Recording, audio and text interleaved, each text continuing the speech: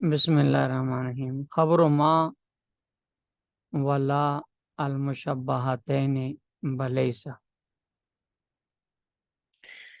یہاں سے مصنف رحمۃ اللہ علیہ منصوبات میں سے آخری چیز 12ویں چیز یعنی ما اور لا مشبہ بلیسا کی خبر کو بیان فرما رہے ہیں۔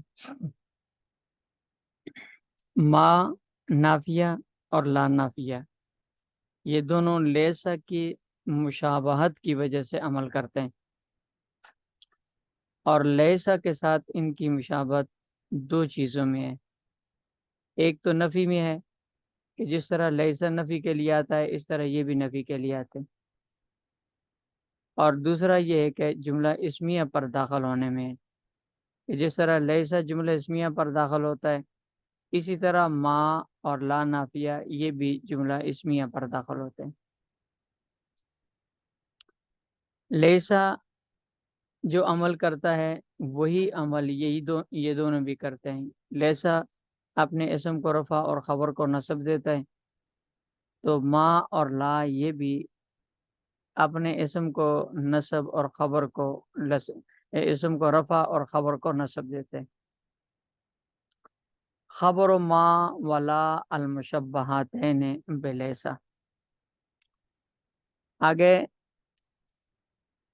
دیکھیں، یہ مصنف رحمۃ اللہ نے فرمایا ہے وہی لغت حجازیت کہ ما اور لیسا کو لا کو لیسا کی مشابہت کی وجہ سے عمل دینا اور اسم کو رفع خبر کو نصب دینا، ان کا یہ آل حجاز کی لغت کے مطابق ہے، اور قرآن کریم اسی لغت کے مطابق نازل ہوا ہے۔ ما ھذا بشرا ان ھذا الا ملک کریم، ما ہن امہاتہم ان امہاتہم الا اللہ ولدنہم۔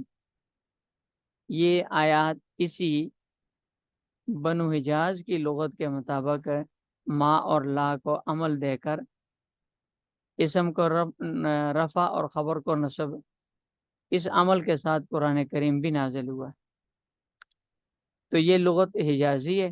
جبکہ ان کے مقابلے میں ہے بنو تمیم، ان کے نزدیک یہ عاملہ نہیں ہے، نہ ما عمل کرتے اور نہ لا عمل کرتا ہے۔ آپ نے پچھلے سال ہدایت النام میں یہ شعر اسی ما علام شباب بلیسا کی خبر کے ضمن میں یہ پڑھا تھا کہ وہ محففن کالغصن قلت له انتصب فاجاب ما قتل المحب حرام، کہ میں نے پتلی کمر والے سے پوچھا اپنا نسب بیان کرو، تو اس نے کہا جی محبوب کو قتل کرنا حرام نہیں۔ اس میں قتل المحب ما کا اسم ہے اور حرام خبر ہے، تو اس کو ما اگر عاملہ ہوتی تو حرام من ہونا چاہیے تھا، لیکن بنو تمیم کے نزدیک چونکہ ما عاملہ نہیں ہے اس لیے انہوں نے اس کو رفع دے دیا۔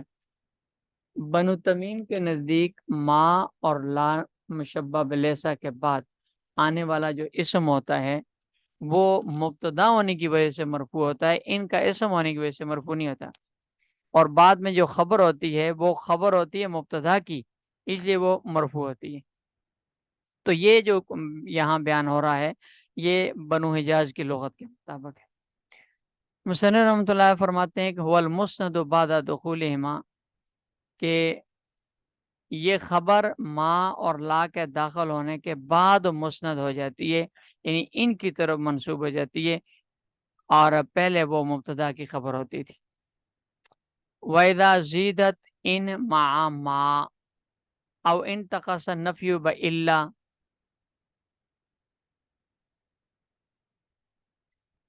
أو تقدم الخبر بطل العمل۔ مصنف رحمۃ اللہ علیہ فرماتے ہیں اس عبارت میں انہوں نے ما اور لا کے عمل کے باطل ہونے کی 3 صورتیں بیان فرمائی ہیں، کہ پہلی صورت یہ ہے کہ وَإِذَا زِيدَتْ إِن مَعَ مَا، کہ جب ما نافیہ کے بعد ان زائدہ کا اضافہ کر دیا جائے تو ما کا عمل باطل ہو جاتا ہے. جیسے ما ان زید قائمن، اصل میں اگر ان نہ ہوتا تو ما زید قائمن ہوتا، لیکن ان نے آ کر ما کے عمل کو ختم کر دیا. اس لیے ختم ہو جاتا ہے ان کا عمل کہ ما اور اس کے اسم زیدن کے درمیان ان کا جب فاصلہ آ گیا تو فاصلے کی وجہ سے اس کا ضعیف عمل ختم ہو گیا. کیونکہ ان ما اور لا یہ خود اپنی ذات کے اعتبار سے عامل نہیں ہوتے، بلکہ یہ لیسا کی مشابہت کی وجہ سے عمل کرتے ہیں. جب اس کے اور اس کے اسم کے درمیان ان کا اضافہ کر دیا گیا تو مشابہت ختم ہوگی. جب مشابہت ختم ہوگی تو ان کا عمل بھی ختم ہو گیا. لیکن یہ جو صورت ہے یہ صرف ما کے ساتھ خاص ہے، لا میں یہ صورت نہیں ہو سکتی. یعنی ان زائدہ کا اضافہ ما کے بعد تو ہو سکتا ہے لیکن لا کے بعد نہیں ہو سکتا. ما ان زید قائمن تو کہہ سکتے ہیں لیکن لا ان زید قائمن منقول نہیں ہے. یہ پہلی صورت ہوگی کہ اذا زیدت ان مع ما، جب ان شرط زائدہ کو ما کے بعد زائد کر دیا جائے. نمبر 2، او ان تقص النفی بإلا، کہ اللہ کے ذریعے نفی کو ختم کر دیا جائے. یہ جو صورت ہے یہ ما اور لا دونوں کے لیے عام ہے کہ اللہ استثنائیہ کے ذریعے سے ما کی نفی کو ختم کر دیا جائے، ما نافیہ کی، یا لا نافیہ کی نفی کو اللہ کے ذریعے ختم کر دیا جائے. تو چونکہ نفی ختم ہو گئی ہے، ان میں نفی والا معنی ختم ہو گیا ہے، اور لیسا کے ساتھ ان کی مشابہت نفی میں تھی. جب نفی والا معنی ختم ہو گیا تو ان کی مشابہت پہ ختم ہوگی، اب یہ عمل نہیں کر سکتے. جیسے ما محمد الا رسول قد خلت من قبلہ الرسل، اب اللہ کے ذریعے سے ما کی نفی جب ختم ہوئی تو رسول مرفوع ہو گیا. ما محمد الا رسول، محمد مبتدا رسول خبر، ما کا عمل ختم ہو گیا. او ان تقص النفی بإلا، یا نفی کو ان کی ما اور لا کی نفی کو اللہ استثنائیہ کے ذریعے ختم کر دیا جائے.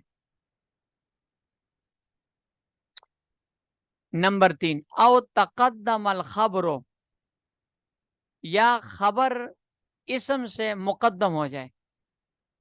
یہ تیسری صورت ہے کہ ما اور لا کی خبر ان کے اسم سے مقدم ہو جائے تو بھی ان کا عمل ختم ہو جاتا ہے.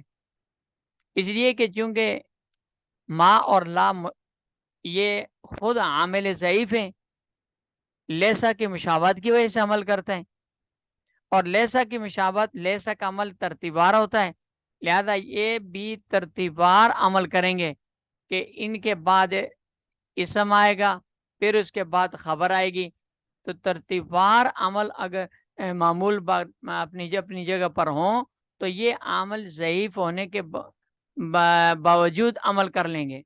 لیکن جب ان کا معمول ترتیب سے ہٹ گیا، بدل گیا، خبر اسم سے مقدم آ گئی، ما زید قائمن کی جگہ ما قائمن زید ہو گیا، تو اس کی ترتیب بدلنے کی وجہ سے ان کا ذوف مزید بڑھ گیا اور ان کا عمل ختم ہو گیا، لہذا ان کے عمل کو باطل کر دیا جائے گا. اور تقدم الخبر بطل العمل، یا خبر باطل مقدم ہوگی اسم سے تو ان کا عمل باطل ہو جائے گا.